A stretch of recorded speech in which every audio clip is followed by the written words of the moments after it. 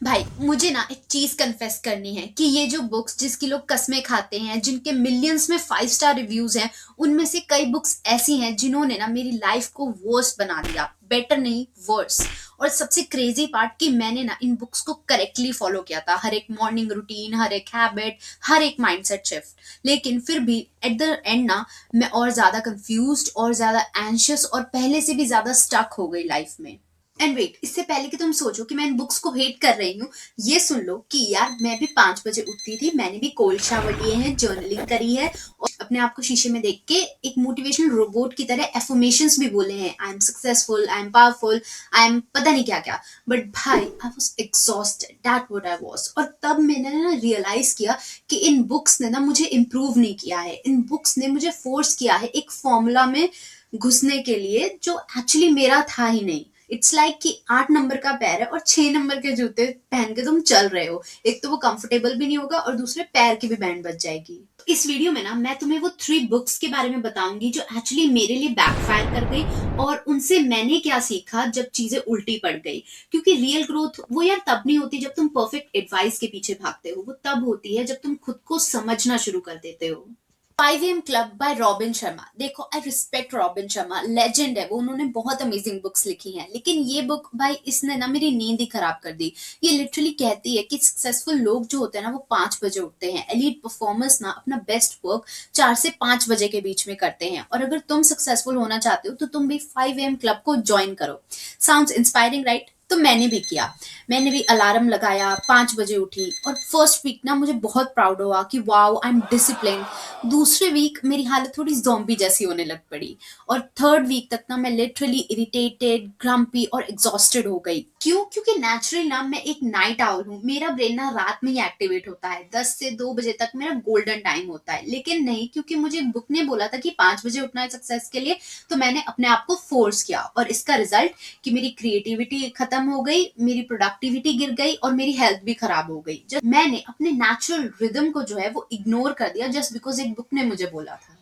और ये रियलाइजेशन ना मुझे तब हुआ जब मैंने डैनियल पिंक की वेन पढ़ी। उसमें ना इन्होंने बताया था कि हर एक पर्सन का ना अपना क्रोनोटाइप होता है, कोई मॉर्निंग पर्सन होता है, कोई इवनिंग होता है, कोई नाइट पर्सन होता है, और ये तीनों ही इक्वली प्रोडक्टिव हो सकते हैं। सक्सेस का टाइम से कुछ लेना देना नहीं होता है, लेना देना कंसिस्टेंसी से होता है। तब तो मैंने क्या किया कि ये 5 AM रूटीन छोड़ा और अपने नेचुरल टाइम पे काम करना शुरू किया, एंड बूम, प्रोडक्टिविटी भी इंक्रीज हो गई, एनर्जी लेवल भी वापस आ गए।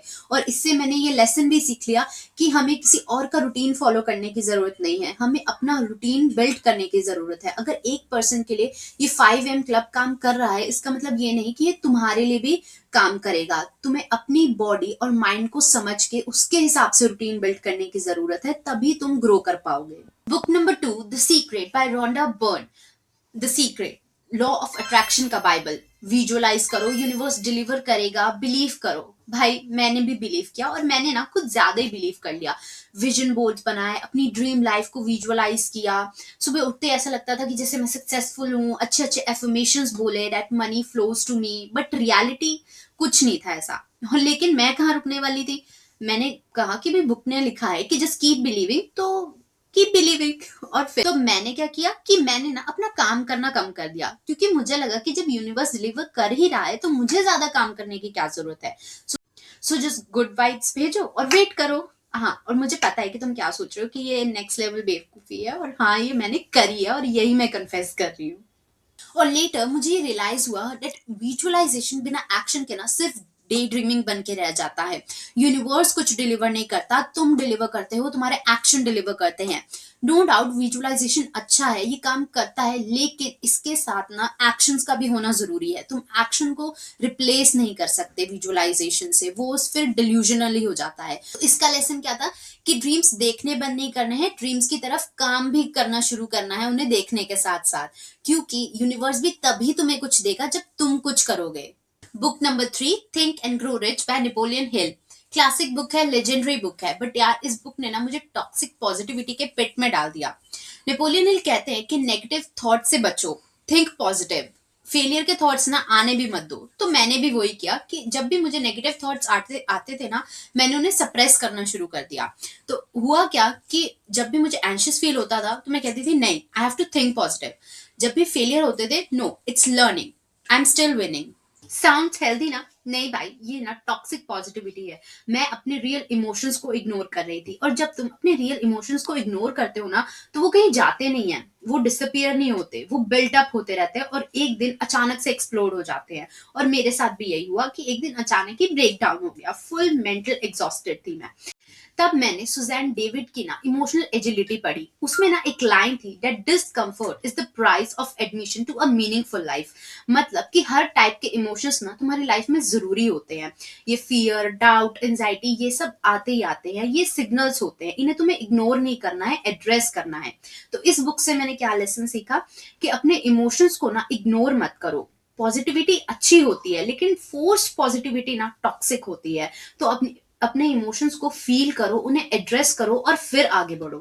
तो ये 3 बुक्स, 3 लेसन और एक बिग रियलाइजेशन कि सेल्फ हेल्प बुक्स ना तुम्हें फॉर्मूला दे सकती है, लेकिन यार तुम कोई फॉर्मूला नहीं हो, तुम यूनिक हो, तुम्हारी प्रॉब्लम यूनिक है, तो उसका सॉल्यूशन भी यूनिक होगा। बुक्स ना तुम्हें गाइड कर सकती है, बट तुम्हारी लाइफ के हिसाब से ना तुम्हें ब्लूप्रिंट नहीं दे सकती, क्योंकि लाइफ का ना कोई भी one size fits for all answer नहीं होता है। अब ना मैं बुक्स डिफरेंटली पढ़ती हूँ, मैं प्रिंसिपल्स लेती हूँ, एग्जाम्पल्स नहीं, मैं लेसन्स लेती हूँ, रूल्स नहीं। और सबसे इंपॉर्टेंट चीज कि मैं खुद को ऑब्जर्व करती हूँ कि मुझे क्या सूट करता है और क्या नहीं करता है, क्योंकि बुक्स ना यार तुम्हारे टूल है, तुम्हारा मैनुअल नहीं।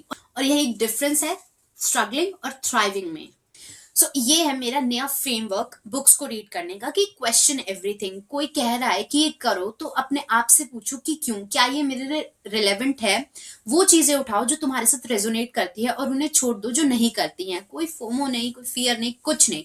और एक और चीज की एक्सपेरिमेंट करो, कोई भी एडवाइस तुम्हें मिल रही है ना, उसे फॉलो करो, देखो कि वो तुम्हारे लिए काम कर रही है या नहीं कर रही है। और अगर नहीं कर रही है ना, तो यार छोड़ दो, अटैच मत रहो, क्योंकि in the end of the day ना तुम खुद ही अपने सबसे बेस्ट टीचर हो। बुक्स ना सिर्फ एक मिरर है, लेकिन रियल आंसर्स तुम्हारे अंदर ही हैं।